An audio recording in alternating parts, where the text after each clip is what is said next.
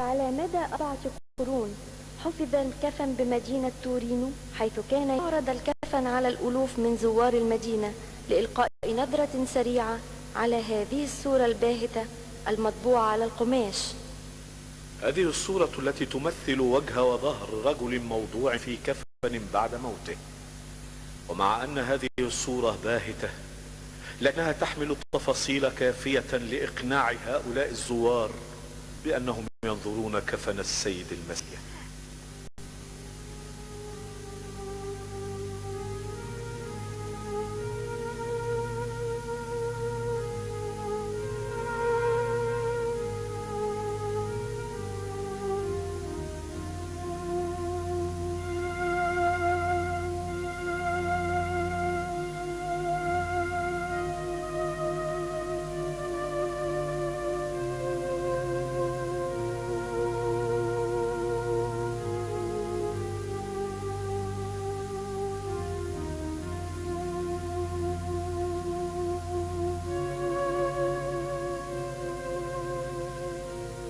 ويحتوي قطعة القماش هذه على رقع حديثة بعد حاد الحريق الذي أصاب القماش قبل أن ينتقل إلى مدينة تورينو بوقت طويل، حيث كان محفوظا لدى إحدى عائلات فرنسا بمدينة شاميري، وكان محفوظا هناك في علبة مقدسة من فضة ورثتها عن الدقة النمساوية مارغريت.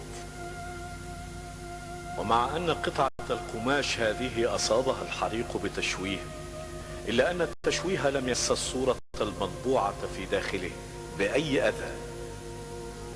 وقد تمكنت الراهبات من رتق إصلاح الجزء الذي أصابه الحريق بطريقة ظاهرة.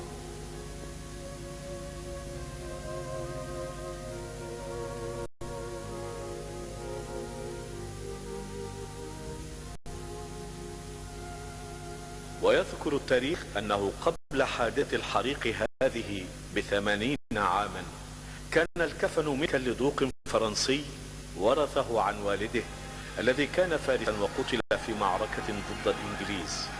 وبهذا انتهت سلسلة التشكيك حول أصل هذا الكفن.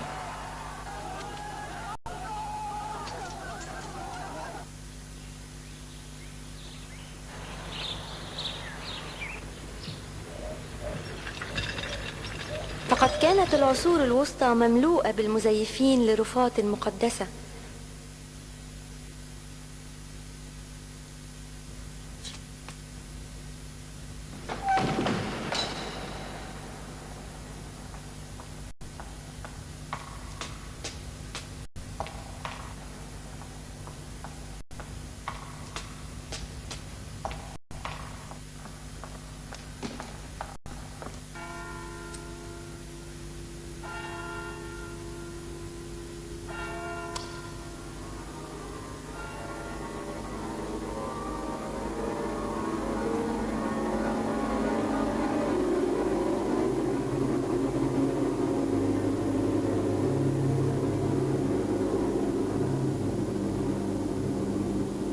وعندما نقل أخيرا إلى مدينة تورينو وظل هناك حتى عرض في إحدى المرات أمام الجمهور، وسمح بتصويره لأول مرة خلال هذا القرن،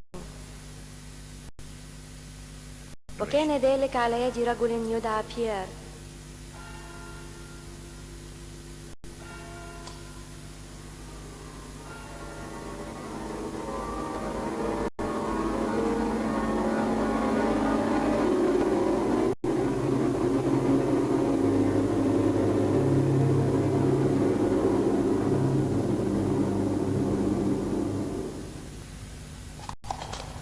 Daniele, a casa, subito.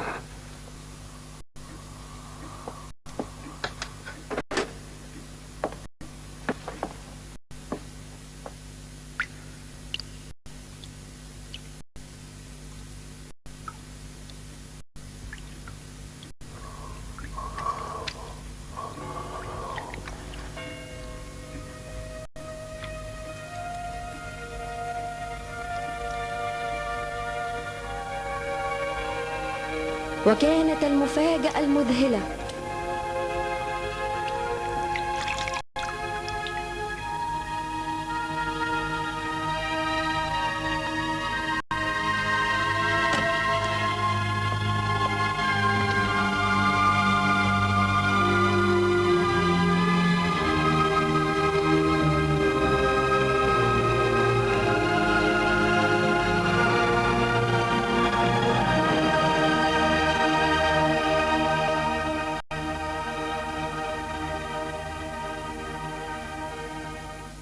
كان بيير رجل قانون ومتحمسا لعلم التصوير الجديد، وقد اكتشف أن الصورة الموجودة على الكفن كانت نيجاتيف، أي أن الظل والضوء كان معكوسا. ثم أخذ صورة أخرى أكثر تفصيلا، فظهر الجسد المقدس بطريقة أكثر وضوحا. وربما يقول أحد المتشكلين إنه يمكن تلفيق صورة فوتوغرافية وطبعها على القماش. رد أن الكفن كان يعرض على الجمهور قبل اختراع آلة التصوير ب5 قرون، وكان المشاهد يرى بالعين المجردة صورة مطبوعة عليه كما سبق التوضيح. ولكن أوروبا والعالم المتحضر لا يقتنع إلا بالعلم والعلم وحده، فاجتمع مجموعة من العلماء المتخصصين في مجالات مختلفة لبحث أمر هذا الكفن.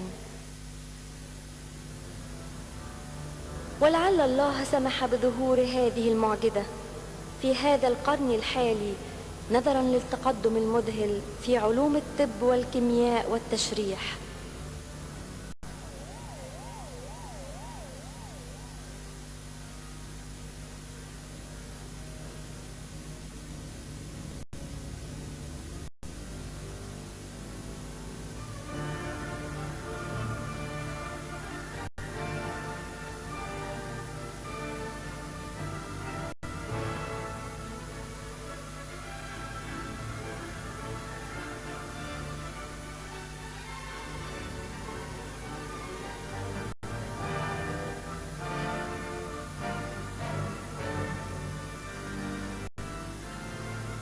وقال الدكتور روبرت بوكلي العالم ورئيس قسم التشريح الشرعي بلوس أنجلوس بعد إجراء أبحاثه التشريحية على الكفن إن الشكل التشريحي الموجود على الكفن لرجل بالغ بطول 5 أقدام و10 بوصات ويزن حوالي 175 رطلا، ولشخص يبلغ من العمر ما بين 30 و 35 عاما، به العديد من الإصابات ما بين كدمات، جروح قطعية إلى ثقوب غائرة.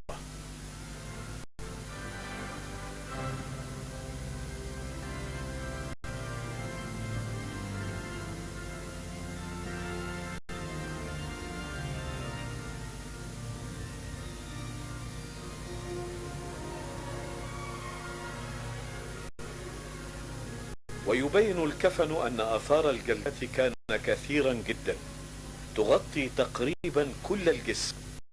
من جهة الأمام نراها في منطقة الصدر، أما من الخلف الجروح أكثر عددا وغائرة داخل الجسم، وتملأ كل مساحة الجسم وممتدة من الكتفين إلى الساقين.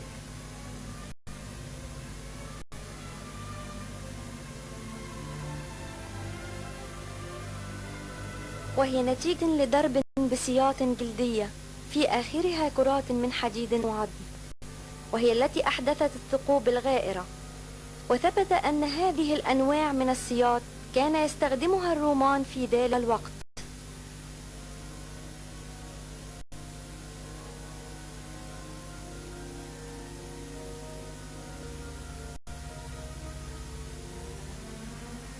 وبدراسة مسار الدماء النازفة من جروح الجلدات تبين أن الرب يسوع جلد وهو منحني بظهره إلى الأمام، حيث تنساب الدماء من جروح الكتف في الاتجاه العرضي تقريبا، وهذا ما تظهره صورة الكفن.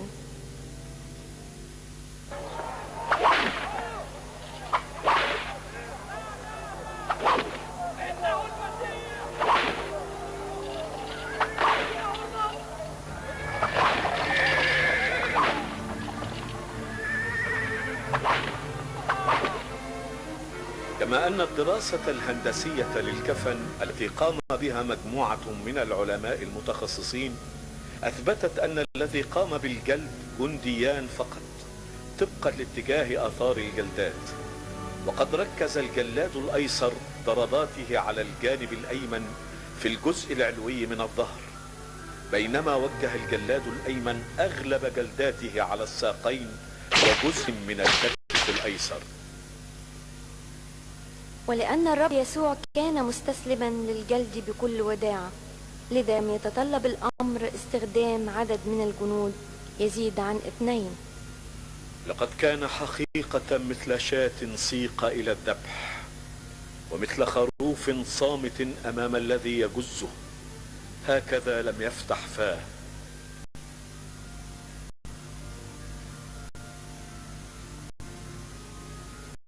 وقد بلغت عدد الجلدات 120 جلدة، حتى أصبح ظهره وكأنها أرض حرثت بمحراث، كما جاء في مزمور داود النبي: على ظهري حرث الحراس.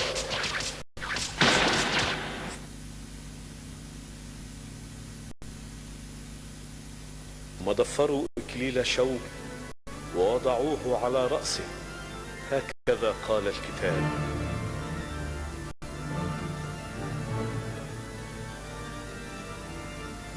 وماذا تقول سورة الكهف عن إكليل الشوك؟ على الجبهة وعلى فروة الرأس توجد مجموعة من البقع الدموية على الجزء الأمامي من الجبهة وعلى فروة الرأس بأكملها، وهذه البقع كانت بواسطة شيء حاد جدا وضع كما لو كان غطاء للرأس. وقد اعتاد الفنانون أن يرسموا إكليل الشوك حلقة دائرية حول رأس المخلص،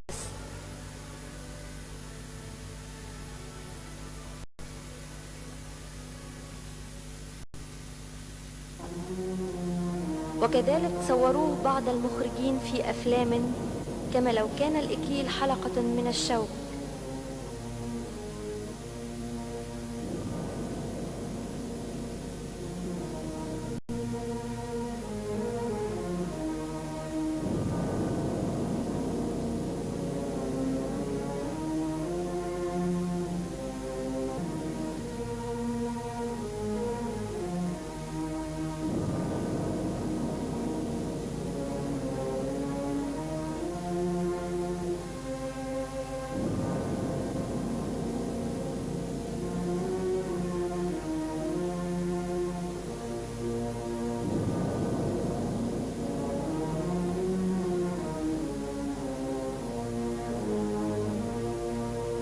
ولكن صورة الكفن ومنظر الدماء المنسابة من الرأس يدل على أنه تقية كاملة من الشوك المدبب قد غطت كل رأسه.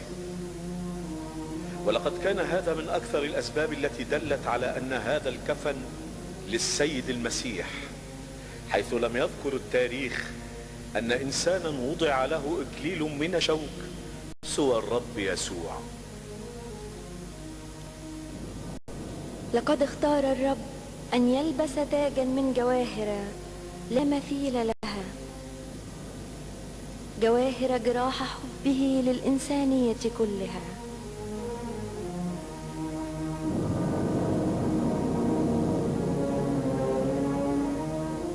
وقد لاحظ العلماء المشتركون في فك أسرار هذا الكفن وجود تورم ملحوظ جدا في الخد الأيمن بسبب تعرض الرب يسوع للطمات عديدة جدا وقوية وقعت أغلبها على خده الأيمن. كما أن شد شعر اللحية توضحه صورة الكفن أنه كان يتركز أيضا على الجانب الأيمن. وهنا يثور السؤال: لماذا الجانب الأيمن بالذات؟ يقول التاريخ إن الرومان كانوا يعتبرون الضرب على الوجه الأيمن تحقيرا مضاعفا عن اللطم على الوجه الأيسر. وهكذا يتفق الكفن مع الأسلوب المؤثر لكلمات النبي أشعياء عن السيد المسيح حين قال: محتقر ومخذول من الناس رجل أوجاع ومختبر الحزن. كما أوضحت الصورة أن هناك تورم وردود في الحاجب الأيسر ومنطقة عظام الخد الأيسر بسبب تهش غضروف الأنف نتيجة ارتطامها بصخرة عند سقوط السيد المسيح بصليب. هي لوحة تصور وجه السيد المسيح الذي طبع على الكفن.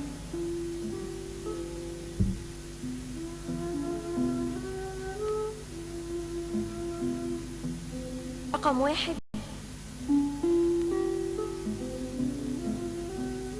يمثل آثار دماء إكليل الشوك منسابة على الوجه وتظهر على شعر الرأس بلون يدل على امتزاجها بالعرق. رقم 2 آثار البصاق. رقم 3 دماء ظاهرة على الشفة العليا للفم.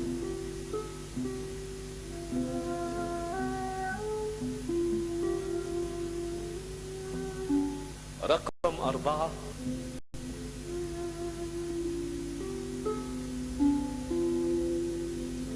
دماء تنزف من الجانب الأيمن للفم.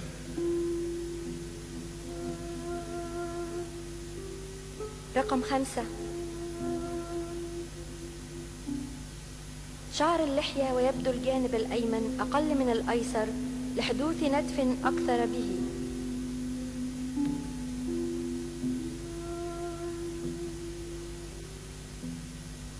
رقم 6 الخد الأيمن منتفخ بسبب اللطم.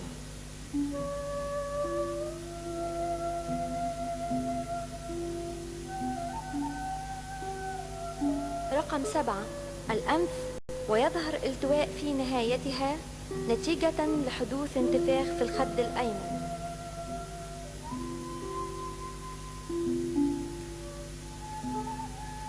رقم 8 تهشم غضروف الأنف نتيجة اصطدامه بصخرة عند سقوط المسيح بصليب.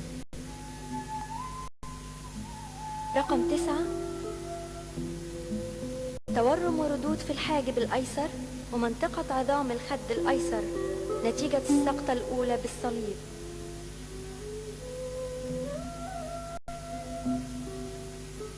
رقم 10 ردود وتورم في الحاجب الأيمن وعظام الخد الأيمن نتيجة للسقوط بالصليب.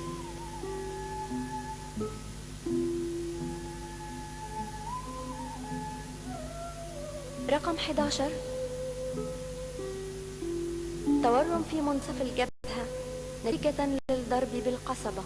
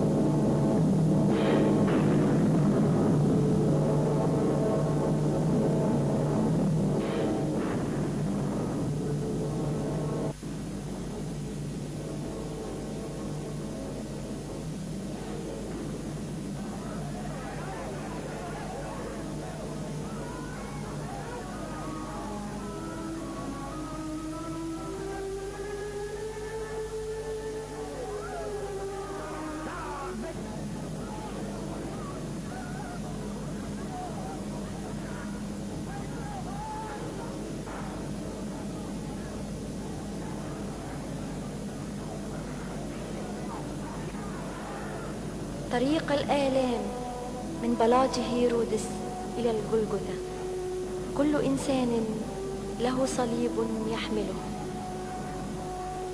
أما صليبك يا رب فهو كل هذه الصلبان مجتمعة معا.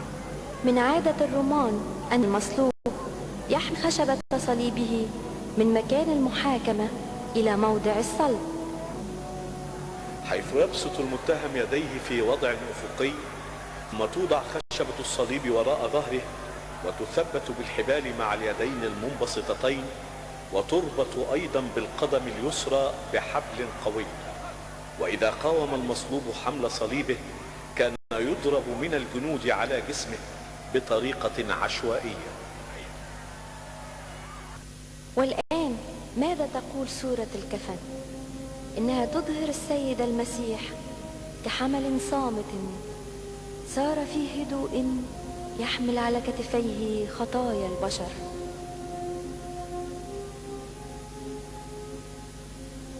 وظهرت منطقتان متهرئتان من جلد الجسم نتيجة احتكاك جلد الجسم بسطح الخشبة، ولكن لا يوجد آثار ضرب لجروح تفتحت من جديد لو أنهم ضربوه أثناء السير. لهذا فإن الفيلم الذي يصور السيد المسيح حاملا العارضة الأفقية للصليب فقط أكثر صحة من الفيلم الذي يصور السيد المسيح حاملا الصليب كاملا.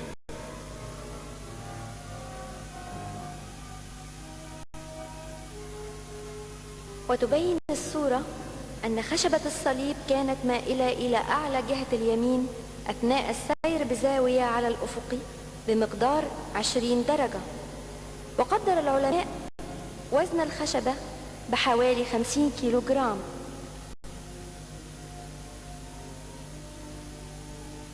أما سقوط المسيح وهو يحمل صليبه فقد أثبتت دراسات العلماء أنه سقط على الأرض 3 مرات على الأقل.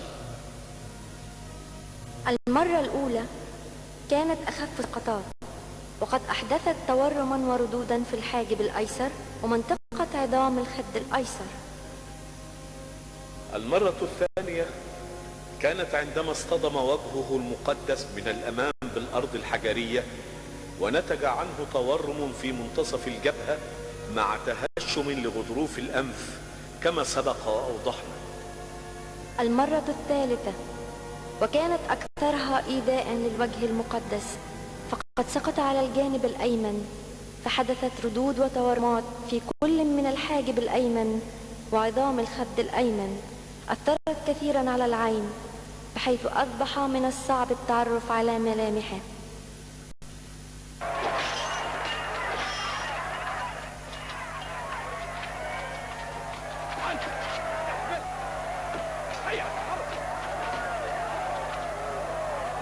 وبعد هذه السقطات الثلاثة سخروا له سمعان القيرواني ليحمل عنه الصليب، ليس شفقة عليه إنما خشية أن يموت في الطريق قبل أن يشرب كأس الصليب كاملا. إن قيمة الكفن المقدس في أنه يشرح وبكل الثقل العلمي للبشرية المعاصرة كل تفاصيل الآلام الفظيعة التي عاناها السيد المسيح على الصليب. ولنبدأ بالمسامير. كثير من الصور أظهرت أن المسامير وضعت في كف السيد المسيح، وقد أثبت الكفن خطأ هذا الرسم وخطأ الأفلام التي صورت أن المسامير قد دقت في كف اليد، حيث قال العلماء إن المسامير دقت في معصم اليد وليست في الكف، لأن الكف لا يتحمل ثقل الجسد، وكان المصلوب سيقع لو ثبت على الخشبة من الكف.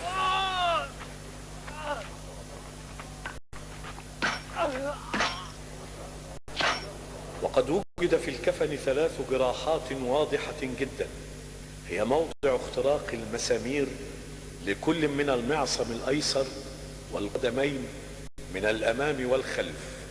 أما جرح المعصم الأيمن فلا يظهر في قماش الكفن لأنه مغطى باليد اليسرى نتيجة لوضع اليدين متقاطعتين عند الدفن، ولكن آثار الدماء المتدفقة منه واضحة تماما على الذراع.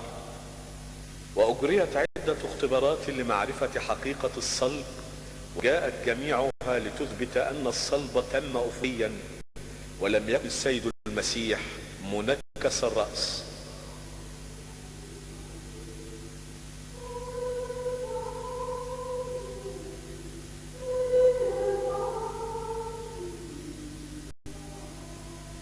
واتضح علميا أنه لو كان جسد الرب يسوع ترك بدون تسمير قدميه لما استطاع أن يرتفع بجسمه ليتنفس، ومات بالاختناق بسرعة، في مدة لا تتجاوز ربع ساعة.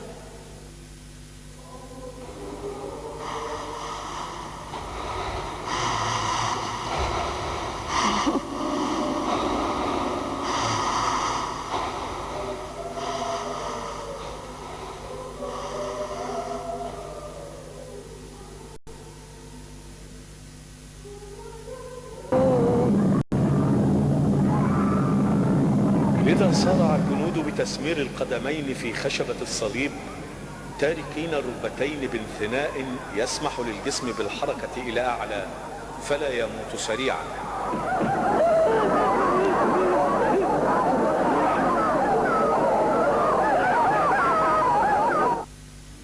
لهذا استطاع السيد المسيح أن ينطق بالجمل السبعة التي قالها على الصليب، ابتداء من: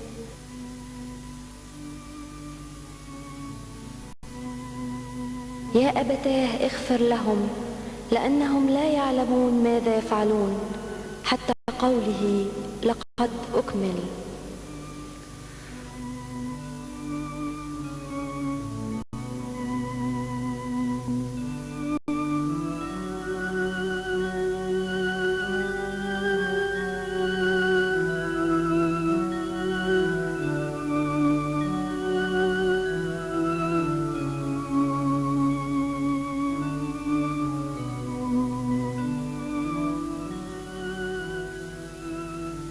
وواضح من صورة الكفن أن القدم اليسرى وضعت فوق القدم اليمنى، وأن مسمارا واحدا نفذ فيهما.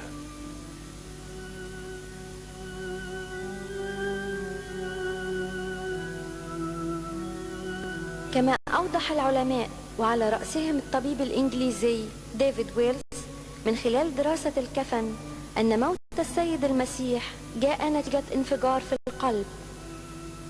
وفسر الأطباء أن ذلك هو سبب خروج دم وماء من جنبه المقدس حين طعن بالحربة كما جاء في الكتاب المقدس. كما أنه لا وجود لصورة الرقبة من الأمام مطبوعة على الكفن، وهذا دليل على أنه نكس رأسه قبل الموت متفقا مع قول الكتاب المقدس: ثم نكس رأسه وأسلم الروح.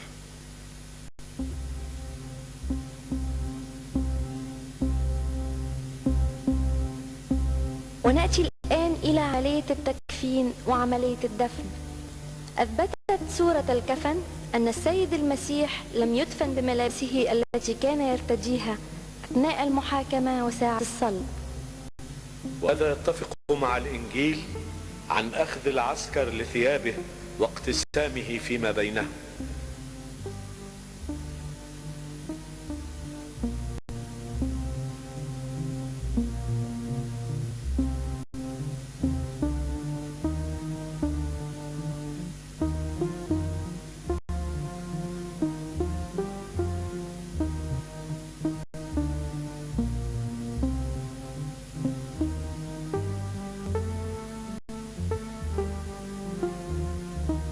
وقد أوضحت الدراسة طريقة إنزال الجسد وحمله إلى القبر، واتضح من صورة الكفن أن الرب يسوع وضع داخل الكفن مستقيما، الأقدام متقاربة واليدان متقاطعتان فوق منطقة الحوض، ولف الكفن حوله بالطول من أسفل ثم من أعلى.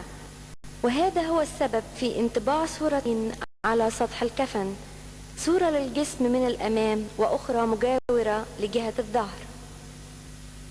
ولقد دلت الاكتشافات الأثرية الحديثة على أن اليهود الأسينيين كانوا يستخدمون هذه الطريقة في تكفين الميت، وكذلك في وضع المنديل على رأس المتوفي.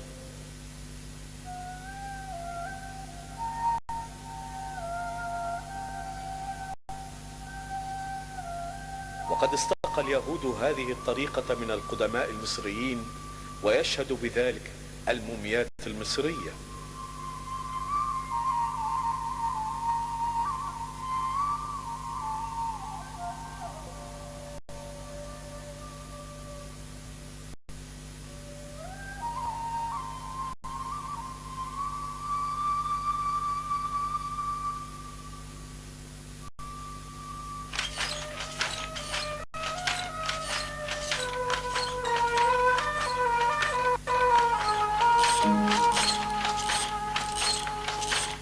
ثم بدأت دراسات المستفيضة لإثبات صحة هذا الكفن وتاريخ إنتاج القماش الذي صنع منه، وكيف طبعت الصورة عليه بهذا الشكل الإعجازي.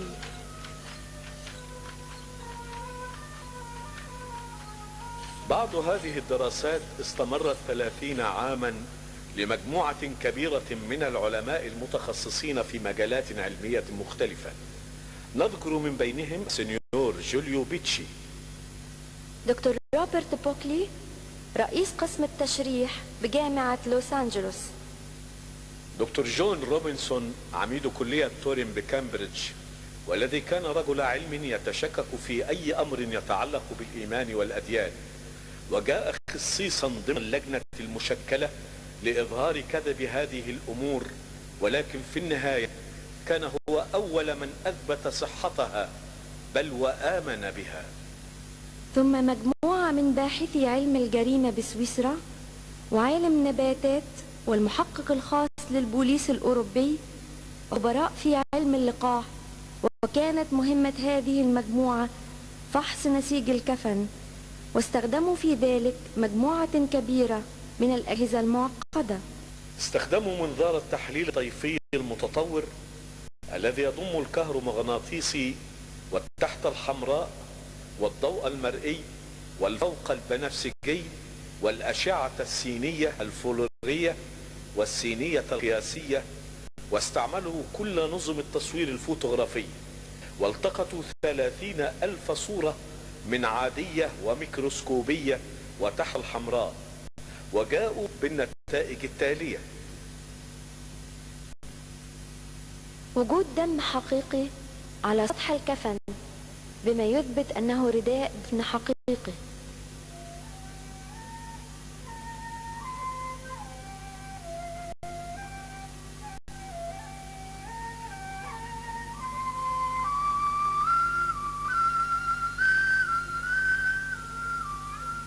صورة السيد المسيح المتوارثة منذ أجيال يرسمها الفنانون، هل هناك علاقة بينها وبين الصورة المطبوعة على الكفن؟ جمعت كافة الصور التي رسمت للسيد المسيح منذ العصور الأولى، وتلك الصورة التي طبعت على المنديل حينما قامت فيرونيكا بمسح وجه يسوع وهو يسير حاملا صليبه، فطبعت صورته على المنديل.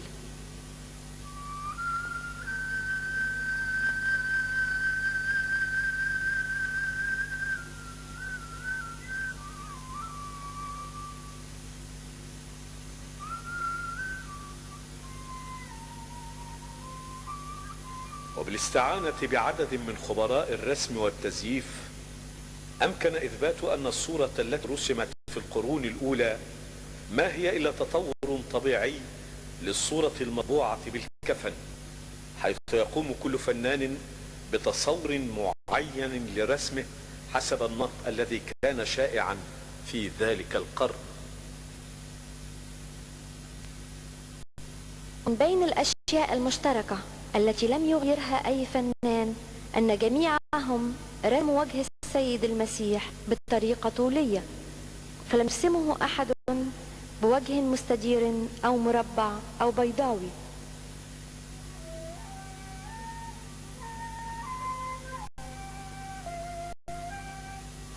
كما أثبتت الأبحاث أن الكفن رداء دفن حقيقي من فلسطين، حيث كان هذا القماش شائعا القرن الأول الميلادي.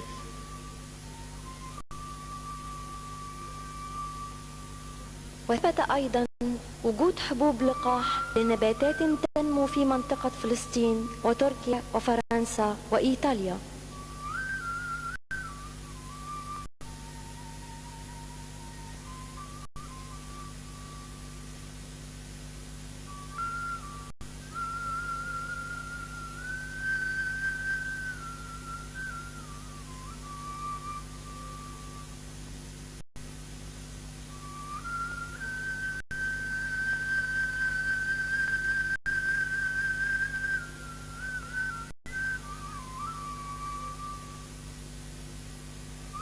وحبوب اللقاح لديها عليها جدار خارجي شديد المقاومة، لهذا ظلت عالقة بالكفن طوال هذه السنين. ومن الطبيعي أن توجد حبوب اللقاح لنباتات تنمو في منطقة فلسطين، حيث كان الكفن مع تلاميذ السيد المسيح. وقد انتقل عالم نباتات متخصص إلى أورشليم وفحص النباتات التي تنمو هناك وأخذ عينات منها.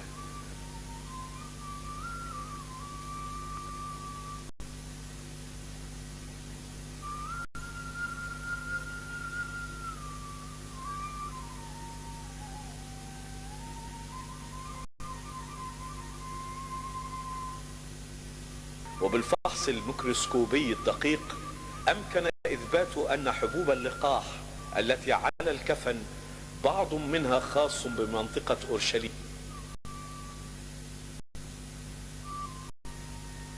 ولكن من أين أتت حبوب اللقاح التي تنمو في تركيا وفرنسا وإيطاليا؟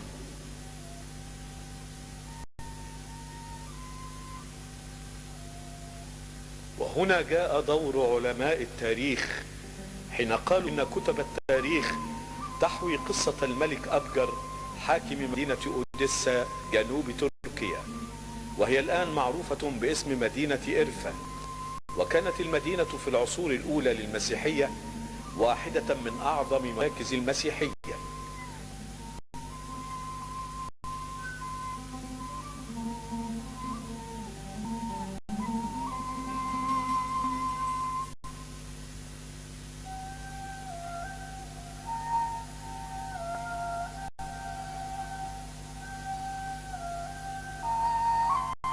ففي الربوة المحيطة بالمدينة كان يسكن كهوف المقابر الآلاف من النساك الذين أتوا فقط ليكونوا على مقربة من هذه المدينة المقدسة. ولكن ما سبب قدسية هذه المدينة؟ ذلك يعود بنا إلى قصة الملك أبجر، هذا الملك الوثني الذي كان يحكم المدينة وقت بشارة السيد المسيح، وكان قد أصيب بالشلل. وعندما سمع بمعجزات الرب يسوع كتب إليه أن يأتي إلى أوديسا ليشفيه، لكن السيد المسيح لم يأتي إليه.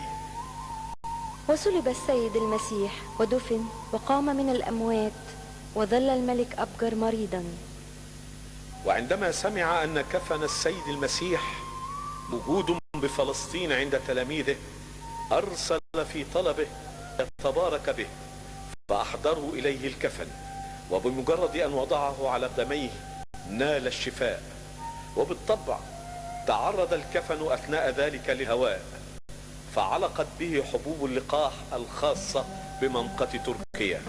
وظل الكفن فترة من الزمن في هذه المدينة، وكان ذلك هو سبب وجود النساك بها وسبب قدسيتها.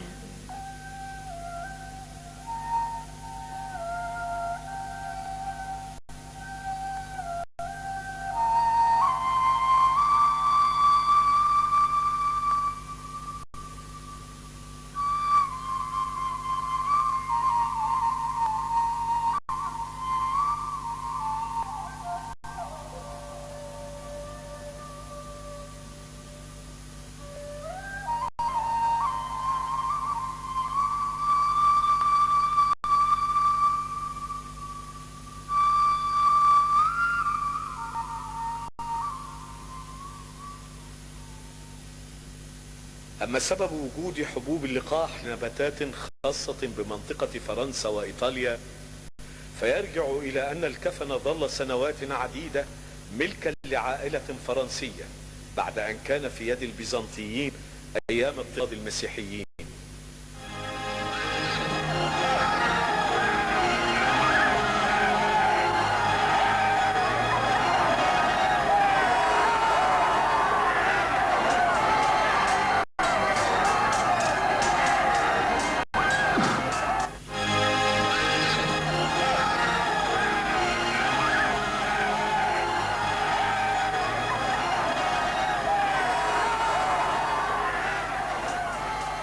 ولكن الرهبان تولوا الحفاظ عليه. ثم انتقل إلى إيطاليا مدينة تورينو، وكان يعرض للزوار كل عام الهواء الطلق، وبالطبع كانت تعلق به حبوب اللقاح النباتية الخاصة بهذه المنطقة. كل ذلك أثبتته المعامل والاختبارات الدقيقة. كما توصل العلماء لأكبر نقطة مذهلة في الكفن المقدس،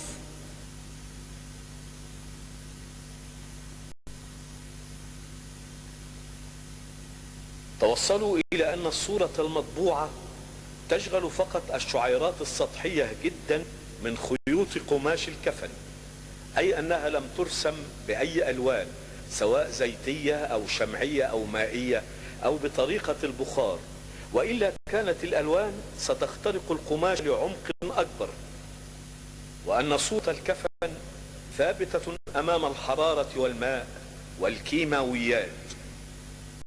إذن كيف طبعت الصورة بهذا الشكل الإعجازي؟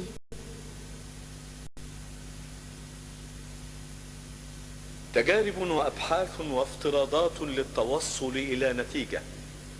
فلو أن الصورة جاءت نتيجة تلامس القماش مع الجسد، فإن الدماء كانت ستتخلل النسيج، ولكنها كما قلنا ظاهرة على السطح فقط. ولو جاءت الصورة بضغط قطعة القماش على الجسد، لحدث تشوه عند رفع قطعة القماش مرة أخرى، وتأتي الصورة مشوهة غير الشكل الدقيق الهندسي الإعجازي المطبوع على الصورة.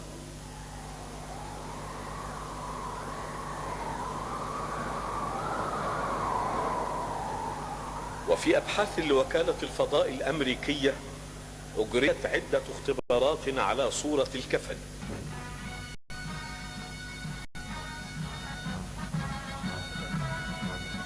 فأثبتت أن للصورة 3 أبعاد وليست مجرد صورة سطحية. فلو أخذنا أي صورة فوتوغرافية لأي شخص، ولتكن هذه الصورة مثلا، ووضعناها في هذا الجهاز المتطور الخاص بأبحاث صور الفضاء، فلن نجد لها سوى بعد واحد.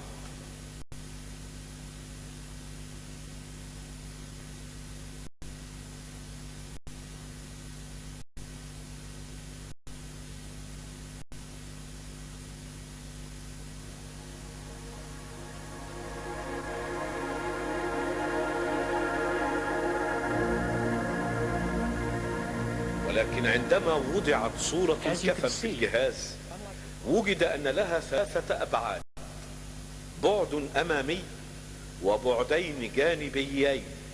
وهذا لا يتأتى بالتصوير الفوتوغرافي، إنما نتيجة لالتفاف القماش حول وجه وجسد السيد المسيح، الأمر الذي أعطى للصورة هذه الأبعاد ال3. وعاد العلماء للسؤال مرة أخرى: كيف طبعت الصورة هكذا على القماش؟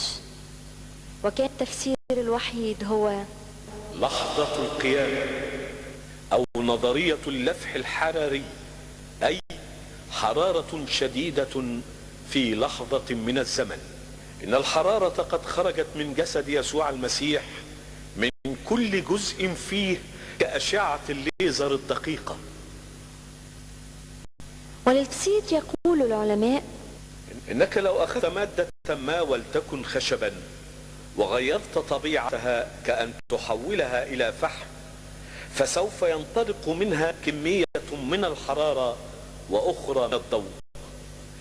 فما بالك يحدث لو أخذنا جسما وفي الحال حولناه من جسد عادي إلى جسد له طبيعة مغايرة، تستطيع أن تدخل إلى مكان ما والأبواب مغلقة.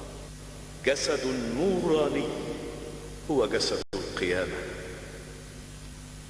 إن التأمل العميق لصورة الكفن يوضح لنا أن وجه يسوع رغم كل ما أصابه من تشويه به جمال من نوع آخر، جمال الآلام حين تكون ثمنا للحب. إنه مغمض العينين، ولكنه لا يظهر ميتا، بل يبدو وكأنه نائم على وشك الاستيقاظ بين لحظة وأخرى، لحظة القيامة. حقا إنها معجزة القرن 20، قرن العلم والعلماء. إنه شاهد صامت على جلب وصلب ودفن وقيامة السيد المسيح من بين الأموات. لقد أظهرت يا إلهي بالضعف ما هو أعظم من القوة. حقا من هو إله مثلك يا إلهي ومخلصي وفادي الحبيب يسوع المسيح.